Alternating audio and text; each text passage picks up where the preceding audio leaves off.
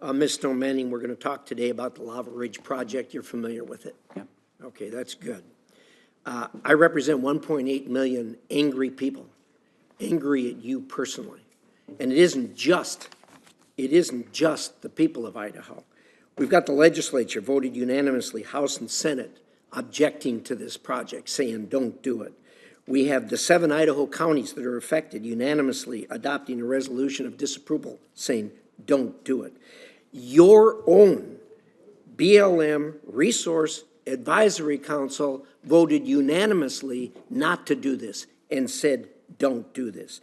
The Shoshone-Bannock tribe submitted 2 comment letters in opposition to this project. The Friends of Minidoka Pilgrimage Planning Committee, and Japanese American Citizen League, who operate the sacred ground in there where they had a Japanese internment camp in World War II, said, don't do this. We don't want this.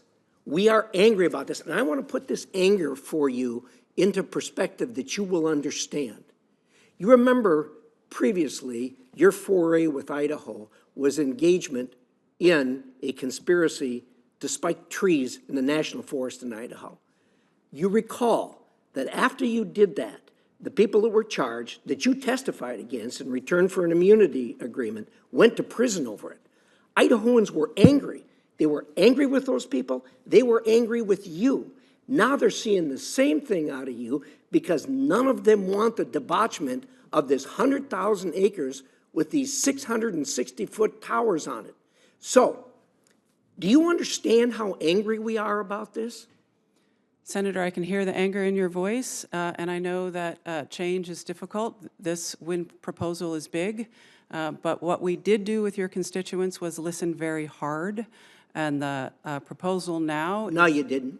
The proposal now is halved, and yet it will still provide energy for up to 500,000 homes, almost a gigawatt of power. Where are those homes located? I'll tell you, California. You know that. You think that makes us happy?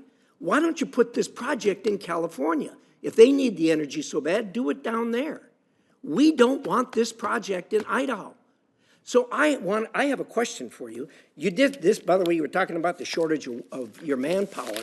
You put out this 832-page environmental impact statement that's nothing but drivel. In this statement, you know what I can't find? Anybody who supports this from Idaho. Can you name somebody or some entity in Idaho that supports this project? Senator, I have seen a couple hundred comments in support from compared to how many opposed? I don't know the vote count. I'll help you out. Yeah. It's in the tens of thousands. Nobody wants this. Nobody wants this. Can you name anybody or any entity that wants this? Senator, the anger that you're talking about is of concern to me on the ground. I'm not going to rise to the rhetoric and name names. So what are we going to do about this? With all the opposition from Idaho and us getting no benefit out of this whatsoever, what are we going to do about this? That you just set that aside and proceed on? Who wants this? Who is it that's pursuing this? Is it you? Senator, we responded to an application from a company to develop public lands. It's what we do every day. So it is a company that came forward and you're responding to them and ignoring 1.8 million people plus the entire establishment of our government in the state of Idaho. You're ignoring that for the company that came in and said, oh, here, we want to debauch 100,000 acres and put 241 windmills up on this land. That's how you're going to proceed. Senator, the final EIS does call for that. The original proposal called for 400 turbines, and we listened to your constituents. We listened to— You didn't hear any constituents say cut the 400 in half. Every constituent said, don't do this. So you didn't listen. Senator, I hear the frustration and anger in your voice.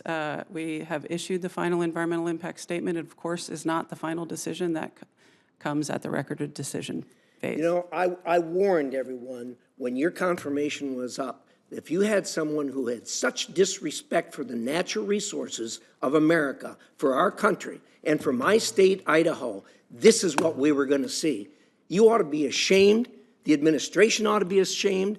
The Secretary of Interior ought to be ashamed. This is awful, awful, awful management of our public lands. It's not multiple use, it's abuse of our public lands. Thank you, Mr. Chair.